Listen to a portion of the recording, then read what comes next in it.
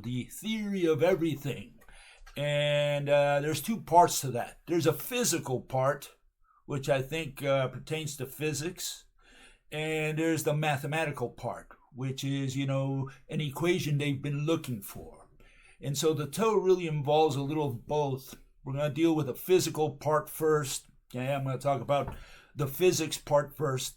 And in the second half, we'll be talking about the mathematics, how the mathematics relates to that physical part that I explained earlier, right?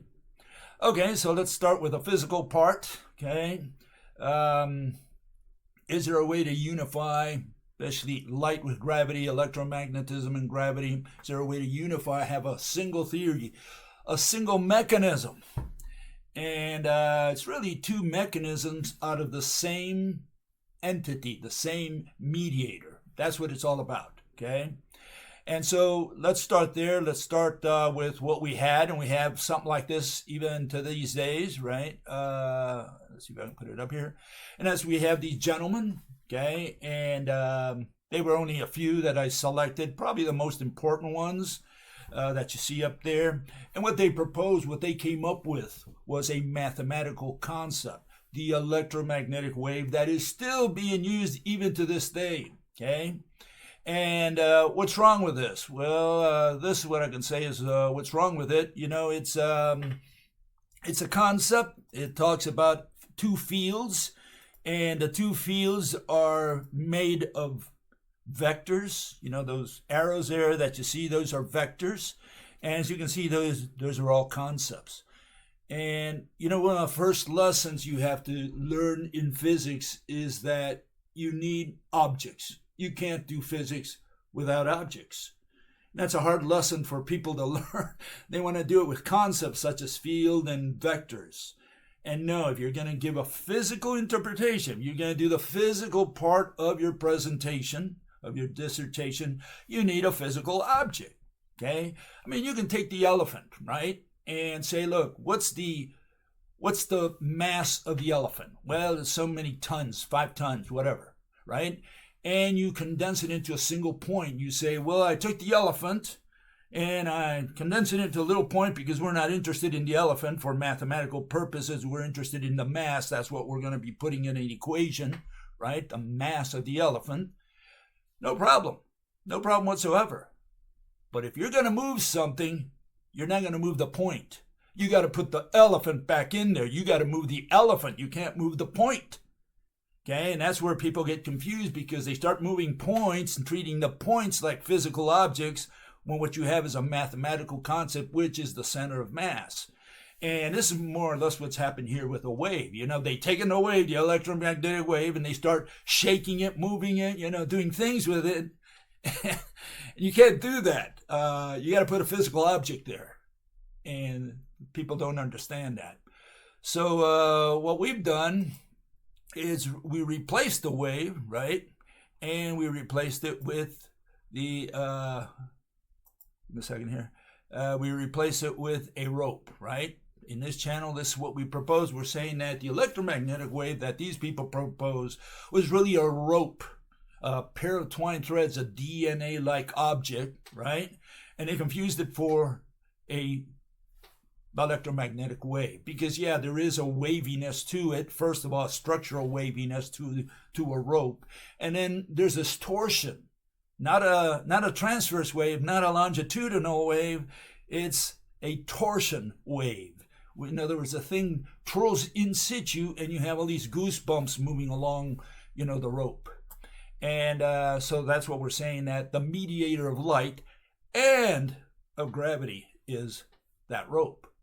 Now, as far as light is concerned, I think we have some credit to our name here, okay? And that's because of this. We can explain the constancy of the velocity of light, okay, the speed of light.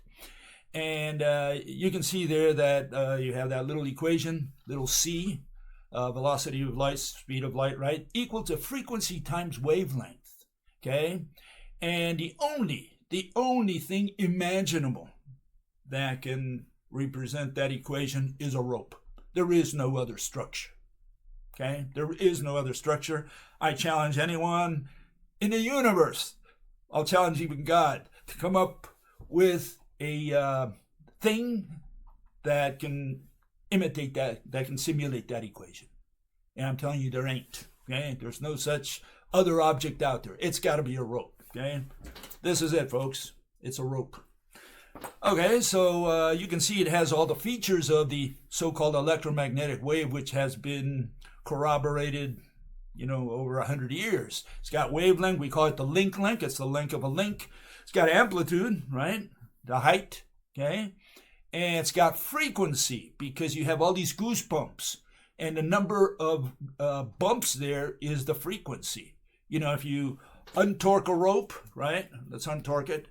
The links are longer, and you have fewer links. And if you torque it more, you get more links, more frequency, and each link is shorter.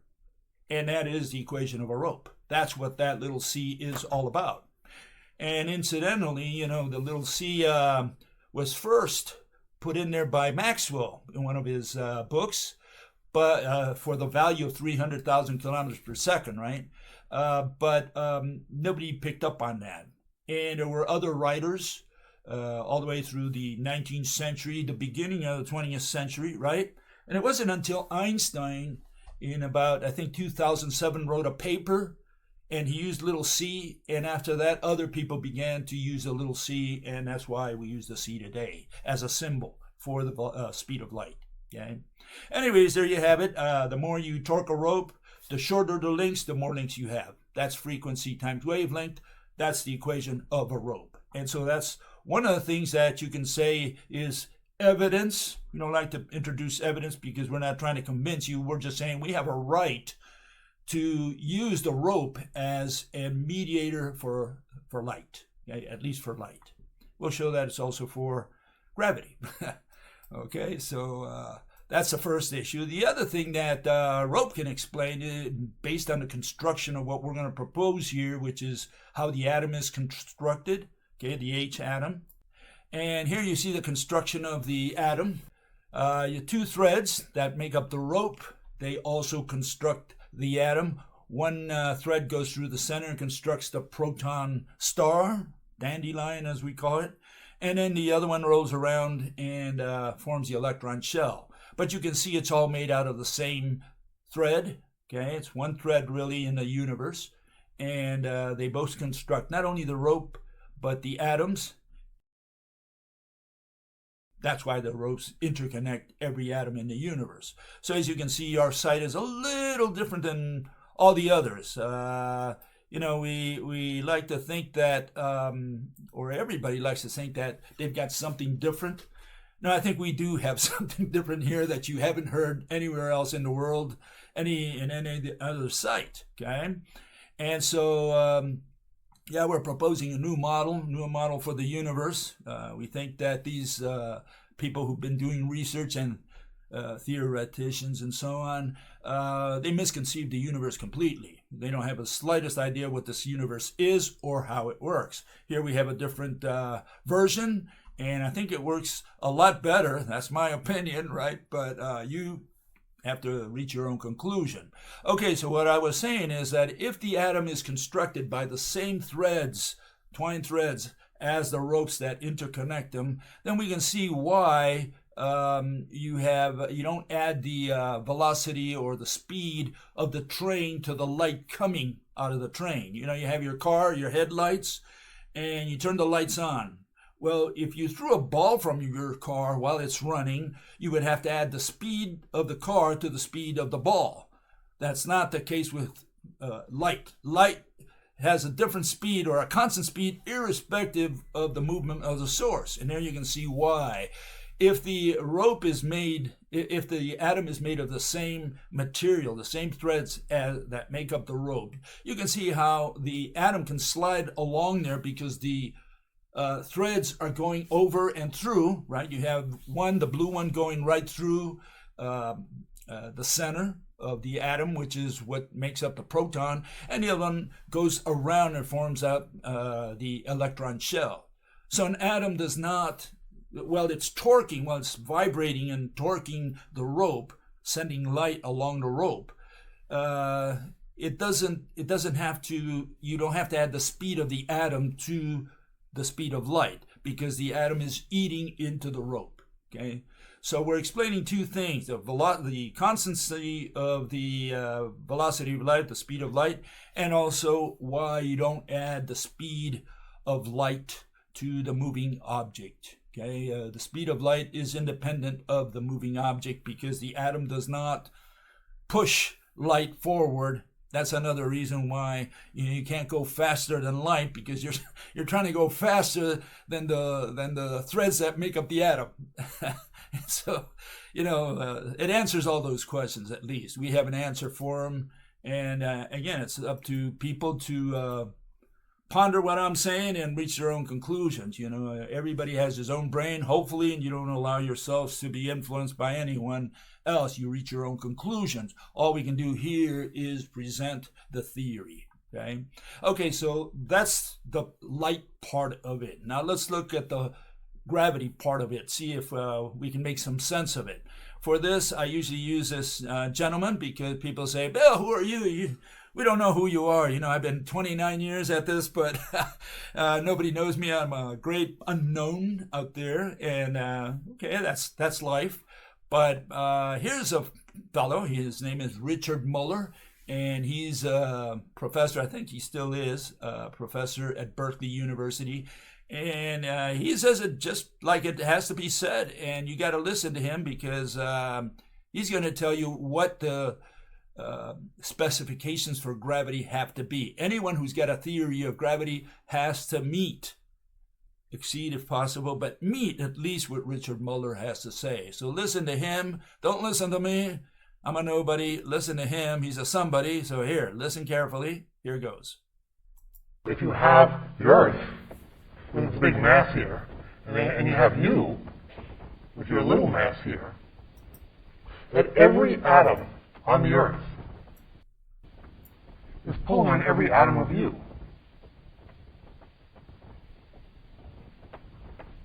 You're also pulling on it. You're pulling on atoms right now on the other side of the Earth. On the other hand, there are a lot of atoms here you're pulling on. You're pulling on all of them. The amazing thing about gravity is it goes right through things.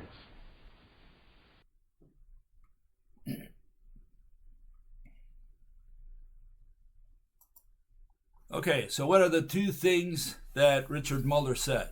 Well, it says that one thing is that every atom on Earth is pulling on every atom of you. Every atom of you, is also pulling on every atom of Earth. Now, how do you pull if you don't have a mediator? Again, we need to do physics with physical objects. Mother Nature does not do physics with witchcraft and black magic, or what they call in mathematical physics and theoretical physics, they call it action at a distance. No such monster in our universe. Okay, Mother Nature does not work by black magic. Okay, so it's not action at a distance, not remote control. No, there has to be a physical object, and Muller just told you every atom pulls on every other atom.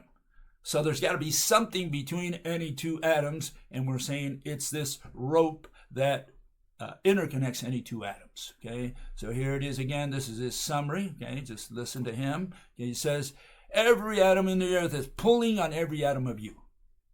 Okay, I think it's straightforward. You're also pulling on it. Now, what part did you not understand? There's got to be a physical object there. Okay, otherwise, you're doing black magic. You're saying this atom pulls on that one, but there's nothing in between them. Okay, and that's irrational. Okay, and then he says the amazing thing about gravity is it goes right through things. So if you have an object in front of another object in front of another object, gravity goes right through them. You cannot put a shield in front of you to protect yourself against gravity. There's no gravity shield. Gravity goes right through your shield, pulls you and the shield, both of them.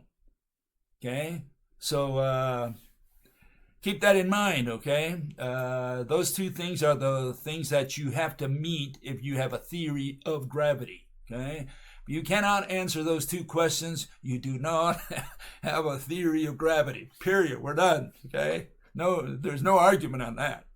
Okay, so we say that we use these ropes, right? Electromagnetic ropes, very thin, extremely thin, unimaginably thin ropes connecting any two atoms, and those are the ones that are going to bind any two atoms in the universe. Any two atoms, okay? That means all atoms are physically interconnected. Every atom in your body is right now connected to every atom in my body, and to every atom in my room here. Okay, that's what we're saying. Okay, I just want you to understand that that is what we're saying. Okay, and here we have a little gift there that gives us an idea that of what I'm saying. You're saying that every atom of that astronaut is connected to every atom on Earth. What's happening is as he falls, the ropes, the connecting mediators, in this case the electromagnetic ropes, they fan out. And that's the acceleration of gravity. The closer he is, it's a distance-related phenomenon. The closer he gets, the more ropes that fan out. You're talking about gazillions of atoms that form the astronaut there. Okay, so they just fan out, and that's the acceleration of gravity. Very straightforward, kid stuff, kindergarten stuff. Anybody can understand this, even a child. Okay, so physics is for kids. Physics is easy. Math is a separate issue. Math is hard. You got to go to university to learn calculus, like I did. I know I swallowed a lot of calculus, but you don't need calculus to do physics. Physics is with objects.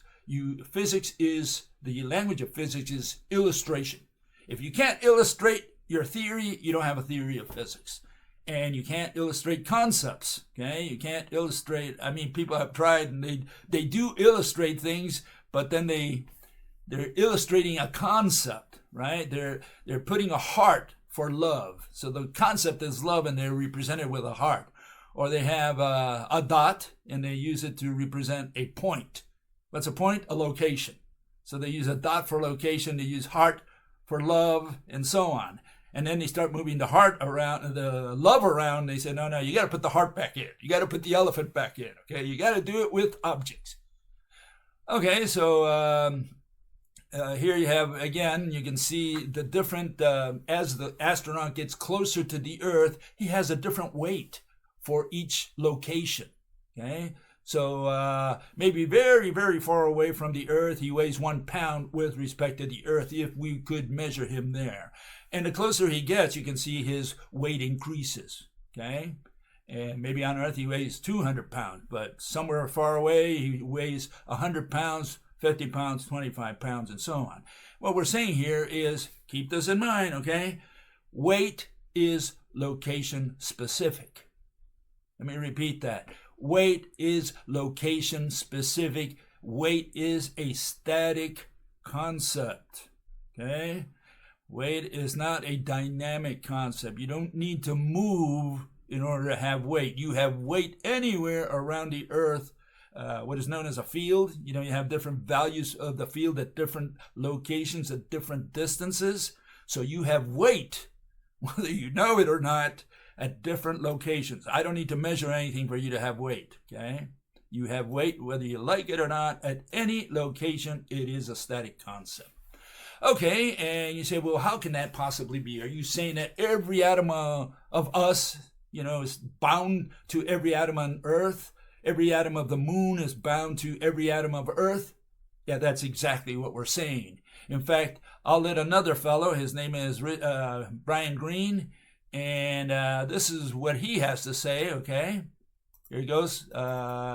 You'll just have to read, okay? Here it goes, okay?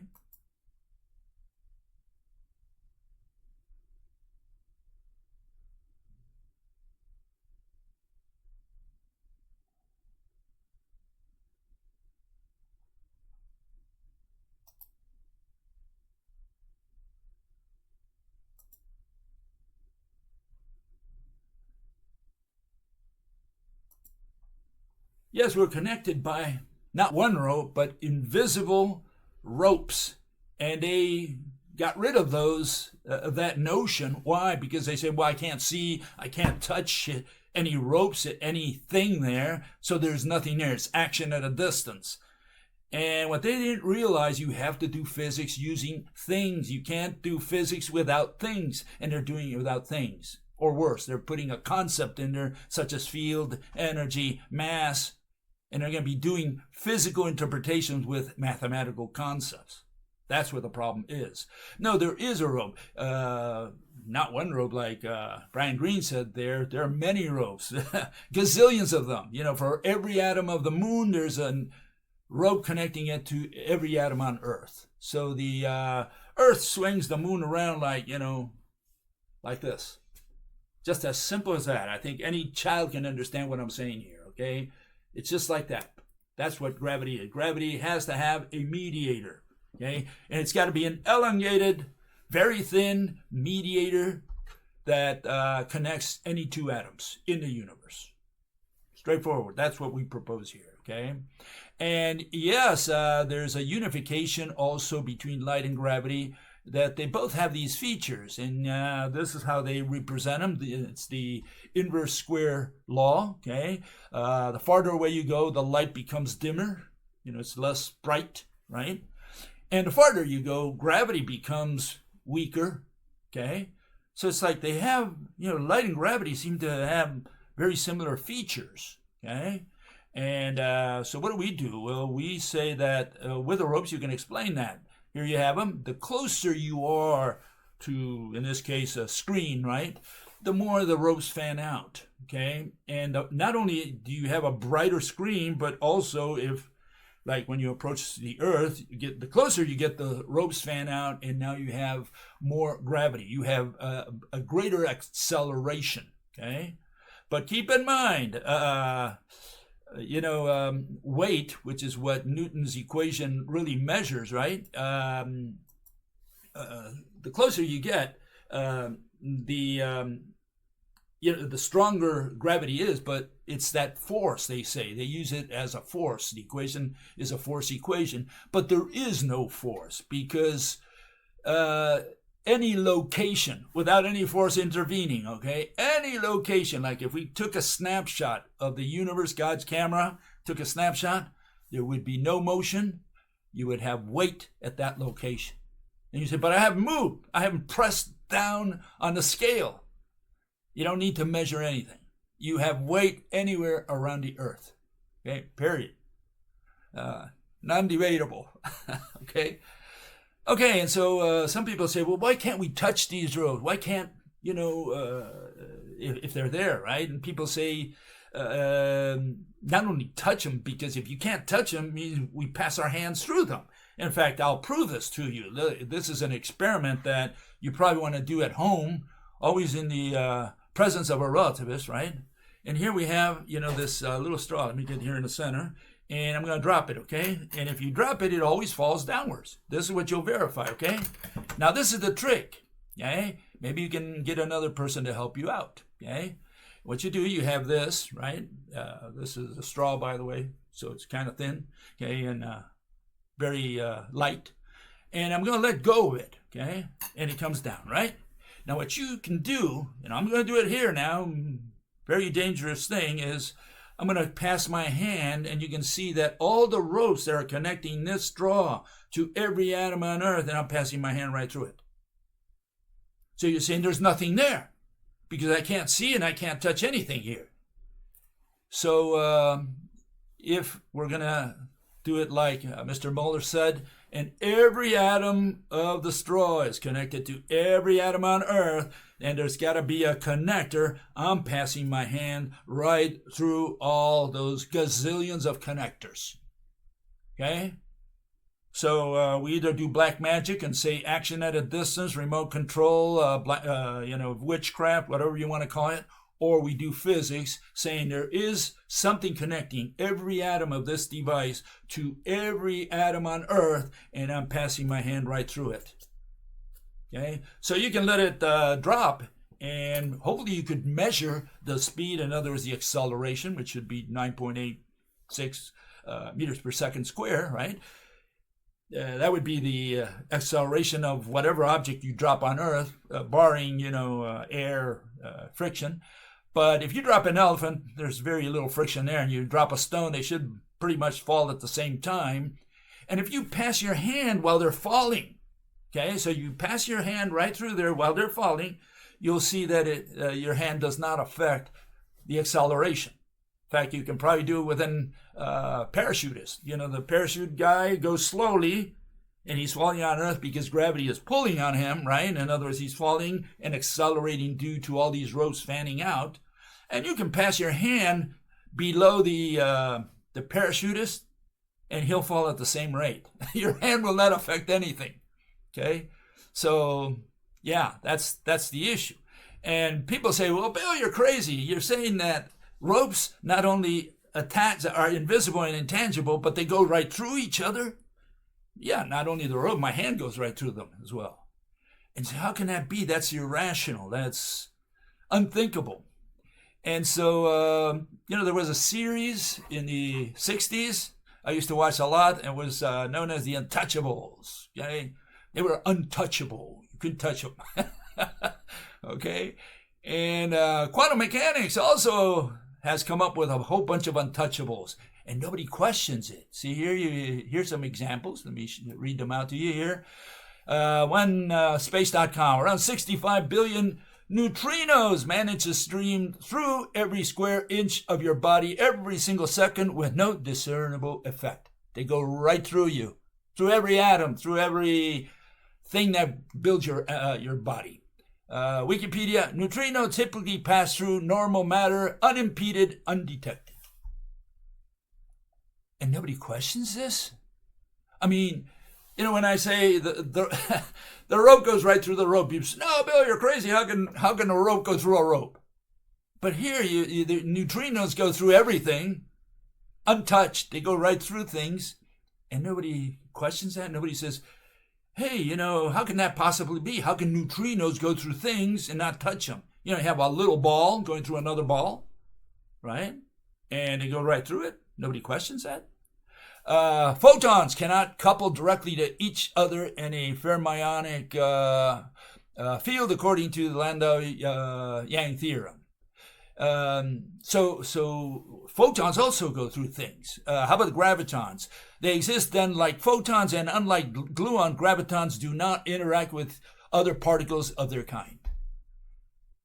They always say they're weakly interacting particles. They interact weakly with matter. They use that fancy wording. What they're saying is it goes right through it. That's what they're saying. And so you say, well, how can that possibly be? And nobody questions that. See, this is the problem. The problem is that everybody questions when I use the rope. And they say, well, how come nobody questions the particles that these people talk about? Now, there's a caveat there. A tiny caveat you have to keep in mind, okay? Particles can only push. Okay? Particles go one way. Okay? A rope or anything that's pulling, right, goes in two directions. Okay? And so when people say, well, hold it, you're saying you're pulling something cuts right across it and doesn't cut it?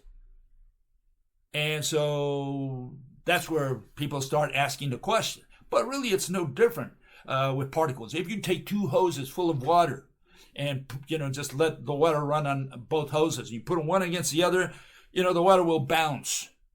So if particles go through each other, not a single one should bounce out. So in that sense, there's no difference between push and pull. But people start questioning the pull because they say, hold it, it cuts across the rope, but it doesn't cut it and continues pulling. Yeah, it's like a river going through another river. It doesn't maybe stop the other river from flowing. Think of it like that. But yeah, that's Mother Nature's universe. So two lessons you got to draw from what we've never made assumptions before is, one, that you need objects to do physics, and the other one is that the objects Mother Nature uses can cut across each other. Not only are they invisible, intangible for our regular everyday macro world, they go right through each other.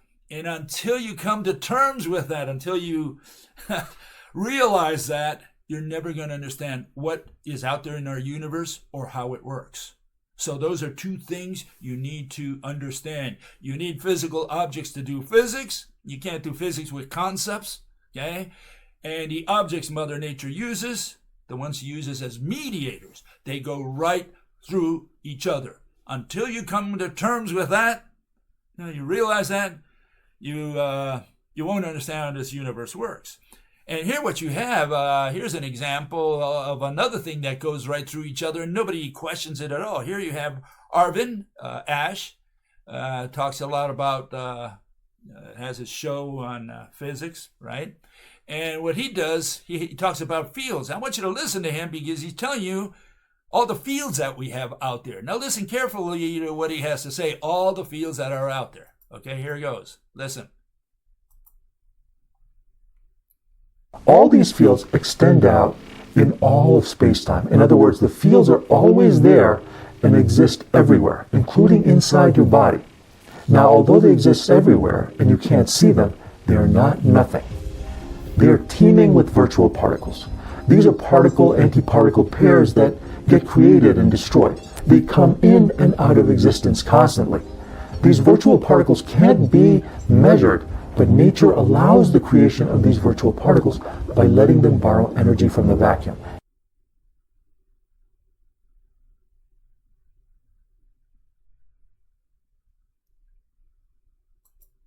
Okay?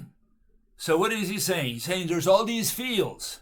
The vibration of these fields creates these particles, right? They're not discrete particles. They're peninsulas, not islands, because they stick out of the field. Okay? Great. Let's not worry about that. But there are many fields. There's a field for every particle out there, and they stretch forever. Well, don't these fields that make up particles, right? Don't they go through each other? Nobody asks that question. We have all these fields that are going through each other. We have all these waves coming out of two black holes that are merging. All these waves travel where? Along space-time, hopefully, right? And we have all these waves from all the black holes in the universe, and they don't collide, they don't interfere with each other. How can you measure anything out there if you have gazillions of black holes, not to mention other galactic components sending waves everywhere? The universe should be a mess. And they claim that they measured waves coming from the collision of two black holes. There's something wrong with that right there and then, okay? But yeah, so here we have, again, a synthesis of what good old Arvin Ash said. All these fields extend out in all of space-time. The fields are always there and exist everywhere. Fields, right? So they're all superimposed fields. They create these particles, right? And he's saying they're not nothing, they're something, okay? Something means that, you have a ball or whatever a particle is, and all these vibrating fields, they're superimposed, I guess. Well, how can they go through each other? Why doesn't anybody question the fact that all these fields, energies, waves, what else? They don't go through each other. Nobody questions this. Neutrinos, and so on. So this is the issue. The issue is, before you come and say, look, you're crazy, Bill. How can ropes go through ropes? Well, first go to quantum and ask them, how do balls go through balls? And that's what you got to ask them. Okay?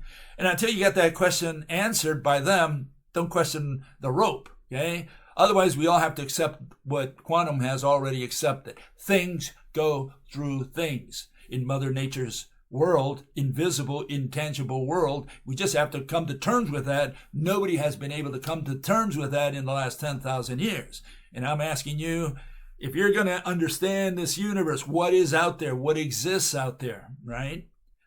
Physics is the science of existence. Physics has to tell you what exists out there. A physicist has to tell you. The assumption you have to make is, first, there are objects that you cannot see or touch, and these objects do go through each other.